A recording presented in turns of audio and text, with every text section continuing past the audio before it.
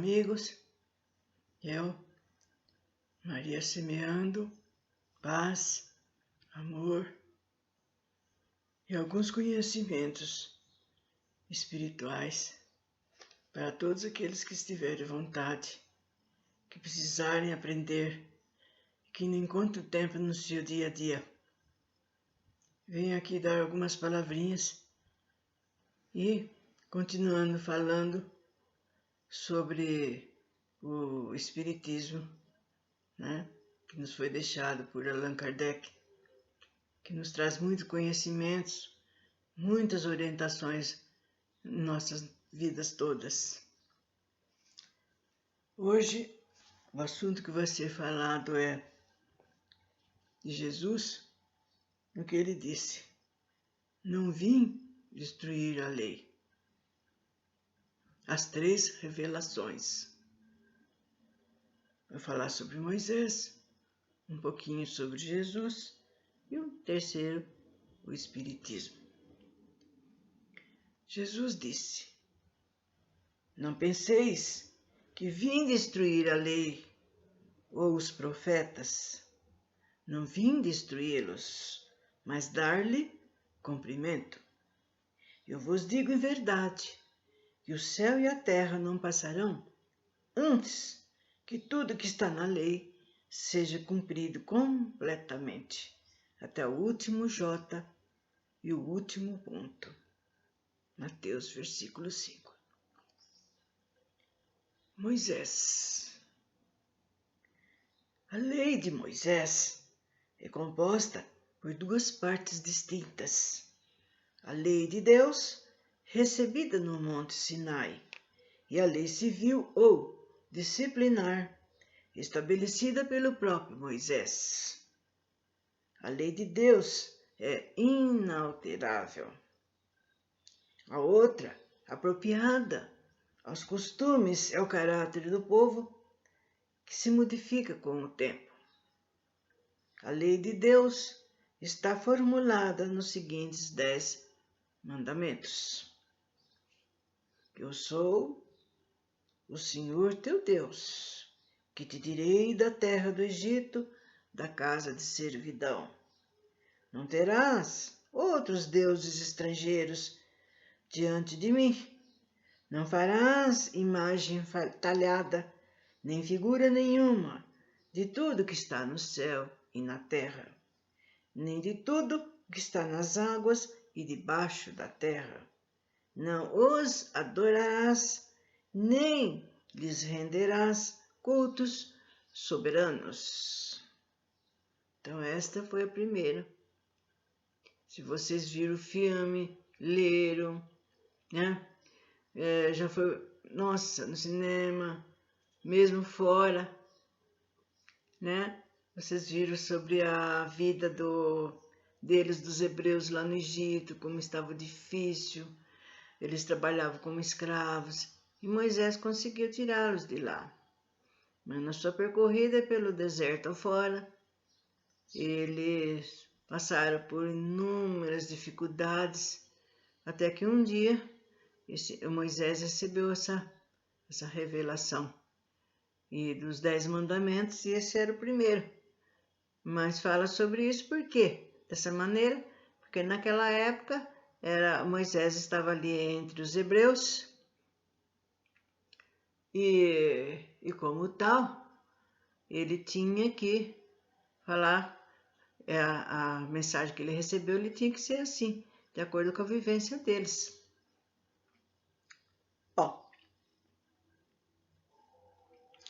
O segundo mandamento: não tomarás em vão o nome do Senhor teu Deus.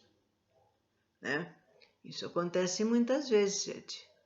Quantas vezes? Porque essa parte aqui já foi falada quando eu falei sobre os 10 mandamentos. Né?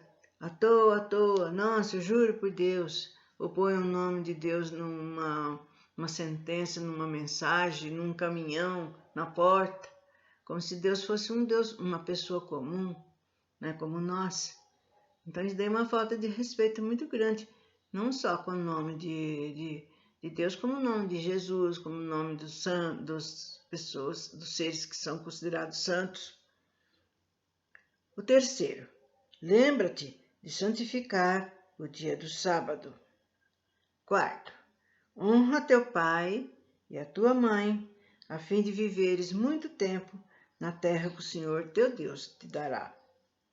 Não matarás, não cometerás adultério, não roubarás, não prestarás falso testemunho contra o teu próximo, não desejarás a mulher do teu próximo, não desejarás a casa do teu próximo, nem do teu servo ou serva, nem do seu boi, seu asno, ou qualquer outra coisa que lhe pertença.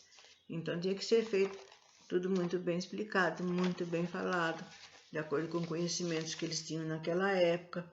E eles eram um povo muito ignorante, muito difícil de ser convencido, de ser explicado. Eles não obedeciam.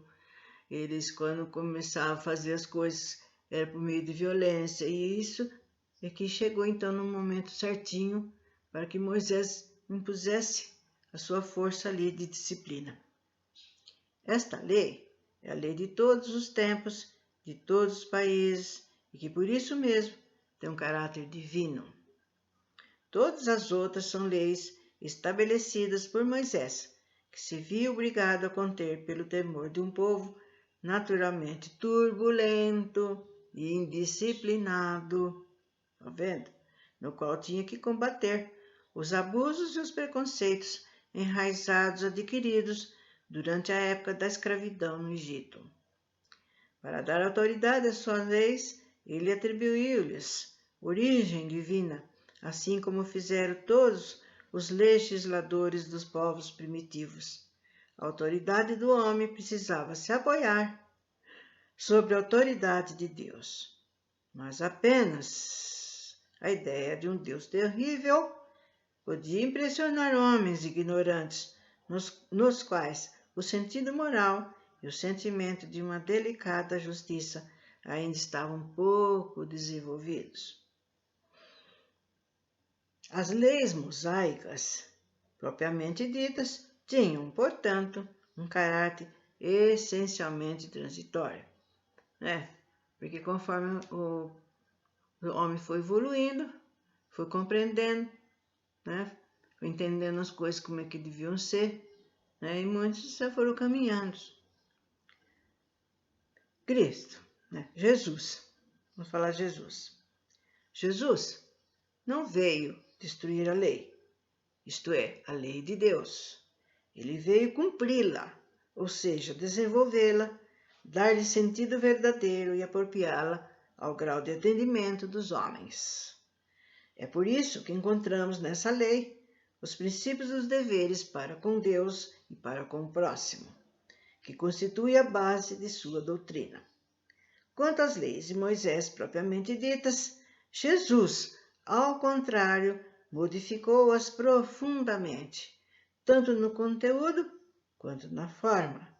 Combateu constantemente os abusos das práticas exteriores, as falsas interpretações, e não lhes podia ter dado uma reforma mais radical do que reduzindo-as a estas palavras: amar a Deus sobre todas as coisas e ao próximo como a si mesmo. E acrescentando, está aí toda a lei dos profetas. Por estas palavras, o céu e a terra não passarão antes que tudo seja cumprido até o último jota. Jesus quis dizer que era preciso que a lei de Deus fosse cumprida, ou seja, fosse praticada na terra em toda a sua pureza, com todos os seus desenvolvimentos e todas as suas consequências, pois de que serviria estabelecer essa lei se fosse para o privilégio de alguns homens, ou mesmo de um único povo? Sendo todos os homens filhos de Deus, são todos, sem distinção, objeto da mesma dedicação. Mas o papel de Jesus não foi simplesmente o de um legislador moralista, apenas com a autoridade de sua palavra. Ele veio cumprir as profecias que tinham anunciado sua vinda. Sua autoridade vinha da natureza excepcional de seu espírito e de sua missão divina. Ele veio ensinar aos homens que a verdadeira vida na terra não está na terra, quer dizer, mas no reino dos céus. Ensinar-lhe o caminho que o conduz até lá, os meios de se reconciliar com Deus e de preveni-los sobre a marcha das coisas que hão de vir para o cumprimento dos destinos humanos. Entretanto, Jesus não podia dizer tudo, e em relação a muitos pontos, conforme ele mesmo disse, limitou-se a lançar os germes das verdades que não podiam ainda ser compreendidas. Ao falar de tudo, o fez em termos, às vezes mais, às vezes menos, e assim por diante. Para compreender o sentido oculto dessas palavras, seria preciso que novas ideias, novos conhecimentos viessem dessas palavras. Seria preciso que novas ideias, então, juntadas a essas outras ideias, esses novos conhecimentos, que não poderiam vir antes do espírito humano adquirisse um certo grau de maturidade. Quer dizer que, então, era tudo relativo, gente. A gente ia sendo ensinado de acordo com o caminhar da inteligência, da mentalidade do povo daquela época. A ciência deveria contribuir decididamente para que essas ideias viessem à luz e se desenvolvessem. Seria, portanto, preciso dar à ciência o tempo de progredir. Então, vocês viram que a primeira revelação foi Moisés. E depois a segunda, Jesus. Moisés veio para preparar o campo para quando Jesus viesse. Preparar aquele povo, né, que recebeu essa graça de ter Jesus no seu meio. E a terceira revelação está aqui, que é o Espiritismo. O Espiritismo é a nova ciência que vem revelar aos homens, por meio de provas irrecusáveis, a existência e a natureza do mundo espiritual e suas relações com o mundo físico. O Espiritismo nos revela esse mundo espiritual não mais como um mundo sobrenatural, mas, ao contrário, como uma das forças vivas e incessantemente ativas da natureza, como a fonte de uma multidão de fenômenos incompreendidos até então, e por essa razão encarados como coisas do fantástico e do maravilhoso. E a esses aspectos que Jesus referiu em muitas circunstâncias, e é por isso que muitos dos seus ensinamentos permaneceram incompreendidos ou foram interpretados erroneamente. O Espiritismo é a chave com a qual ajuda, tudo se explica com facilidade. Então, a lei do Antigo Testamento, a primeira revelação, está personificada em Moisés. A segunda é a do Novo Testamento, de Jesus. O Espiritismo é a terceira revelação da lei de Deus. O Espiritismo não foi personificado em nenhum indivíduo, pois ele é o produto do ensinamento dado não por um homem, mas pelos Espíritos, que são as vozes dos céus em todos os pontos da terra, servindo-se para isso de uma multidão incontáveis de médios. É, de algum modo, um ser coletivo, abrangendo o conjunto de seres do mundo espiritual, vindo cada um trazer aos homens a contribuição de suas luzes para fazê-los conhecer aquele mundo e a sorte que nele os espera. Da mesma forma que Cristo disse: não vim destruir a lei, mas cumpri-la. O Espiritismo igualmente diz: não venho destruir a lei cristã, mas dar-lhe execução.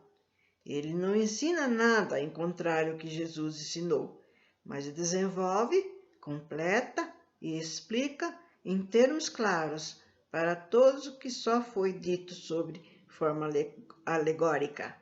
Ele vem cumprir, no tempo anunciado, o que Jesus prometeu e preparar a realização das coisas futuras.